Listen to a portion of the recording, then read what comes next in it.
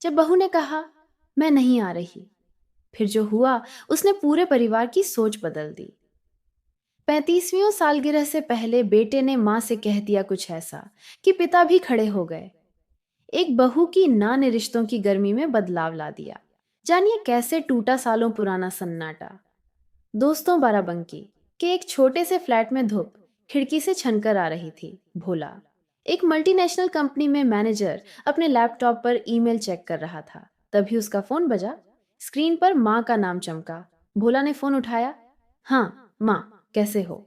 धनवंती की आवाज में उत्साह था। बेटा, 3 दिन बाद मेरी और तुम्हारे बाबा की 35वीं शादी की सालगिरह है। तुम और गुड़िया तो आ रहे हो ना घर पर? उनकी आवाज में उम्मीद के साथ साथ एक हल्की बेचैनी थी। भोला ने मेज पर रखा कॉफी का मग उठाया और एक पल को ठहर गया। हाँ माँ, मैं तो आ जाऊंगा। गुड़िया से बात करके बताता हूँ। धनवंती खुश हो गई। ठीक है बेटा, जल्दी बताना। भोला ने फोन रखा और सोच में डूब गया। उसकी पत्नी गुड़िया एक शानदार शेफ थी और हर बार जब कोई पारिवारिक समारोह होता, धनवंती गुड़िया को ही रसोई की जिम्मेदारी सौंप देती थी। मेहमानों की तारीफ और घर की रौनक गुड़िया के खाने से बढ़ती थी, लेकिन गुड़िया के लिए यह बोझ बन चुका था। शाम को जब भोला ने गुड़िया को सालगिरह की बात बताई तो उसका चेहरा उतर गया। हर बार वही कहानी। भोला, मैं अकेले 30-40 लोगों का खाना बनाऊं। मम्मी जी को लगता है कि मैं उनकी निजी कैटरिंग सर्विस हूँ। मैंने कितनी बार कहा कि कैटरर बुला लें, लेकिन वो सुनती ही नहीं। इस बार मैं नहीं जा रही। भोला ने समझाने की कोशिश की। मैंने भी माँ से कहा था कि बाहर से खाना मंगवा लें, लेकिन वो कहती हैं कि घर की बहू के हाथ का खाना ही खास होता है।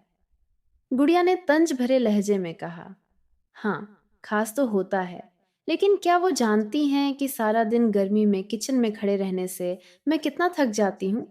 तुम्हारी बड़ी भाभी चंपा तो पहले ही मम्मी जी से नाराज होकर अलग हो चुकी हैं। अब मुझे भी हर बार ये बोझ उठाना पड़ेगा। भोला चुप रहा। वह जानता था कि गुड़िया की बात में दम था। उसकी माँ की जिद और परंपराओं का बोझ गुड़िया को अकेले सहना पड़ता था। अगले दिन भोला ने अकेले ही गाजियाबाद के लिए बस पकड़ ली। जब वह अपने पैतृक घर पहुंचा तो धनवंती ने उसे अकेले देखकर भौहें चढ़ाईं। अरे गुड़िया कहाँ है? इतने मेहमान आएंगे, रसोई कौन संभालेगा? भोला ने शांत लेकिन दृढ़ स्वर में कहा। माँ, गुड़िया नहीं आई। वह हर बार अकेले इतना काम नहीं कर सकती। गर्मी में सारा दिन किचन में खटना उसके लिए मुश्किल है। धनवंती ने ताना मारा। हाँ, अब तो बहुएं नाजुक हो गई हैं।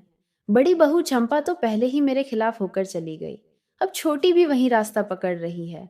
मेरी तो किस्मत ही खराब है। भोला का सब्र टूट गया। वह बोला, माँ, क्या गुड़िया सिर्फ खाना बनाने वाली मशीन है? जब भी वो यहाँ आती है आप उसे रसोई में बांध देती हैं, लेकिन जब वो परिवार के फैसलों में अपनी राय देती है या आपके साथ समय बिताना चाहती है तो आप कहती हैं, तुम तो बाहर की हो। अगर वो बाहर की है तो मैंने उसे बाहर ही छोड़ दिया। उसे इस समारोह में आने की जरूरत नहीं। धनवंती सन्न रह गई। वह गुस्से में बोली, तू तो पूरी तरह गुड़िया का गुलाम हो गया है। भोला ने हल्के से मुस्कुराते हुए कहा, हाँ माँ, शायद मैं हूं, लेकिन हरखू बाबा भी तो आपकी हर बात मानते हैं, चाहे वो गलत ही क्यों ना हो। आपने कभी बड़े भैया लल्लन और भाभी चंपा को समझने की कोशिश नहीं की, इसलिए वो घर छोड़ गए।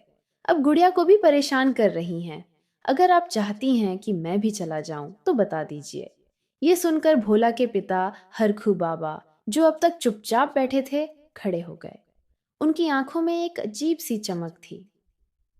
भोला, तुम कहीं नहीं जाओगे, उन्होंने कहा।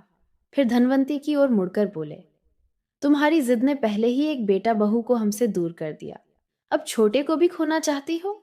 मैंने हमेशा तुम्हारी बात मानी, लेकिन अब बस। हरखू बाबा ने फोन निकाला और गुड़िया को कॉल किया। बेटी, मैं तुमसे माफी मांगता हूँ। इस घर में तुम्हारे साथ जो गलत हुआ उसके लिए मैं जिम्मेदार हूँ। मैं वादा करता हूँ, अब तुम्हें सिर्फ रसोई तक सीमित नहीं रखा जाएगा। इस बार कैटरर खाना बनाएगा। कृपया आ जाओ, तुम बिना इस समारोह का मजा अधूरा है। गुड़िया की आंखें नम हो गईं। उसने धीरे से कहा, ठीक है बाबा जी, मैं आ जाऊंगी। हरखू बाबा ने फिर बड़े बेटे लल्लन और उनकी पत्नी चंपा को फोन किया। बेटा, मैं जानता हूं कि तुम्हें इस घर से शिकायतें हैं। मैंने कभी तुम्हारी बात नहीं सुनी, इसके लिए माफी मांगता हूं। कम से कम हमारी सालगिरह के लिए तो आ जाओ। लल्लन और चंपा, जो सालों से पारिवारिक समारोहों से दूर थे, पिता की इस नई पहल से भावुक हो गए। उन्होंने आने का वादा किया।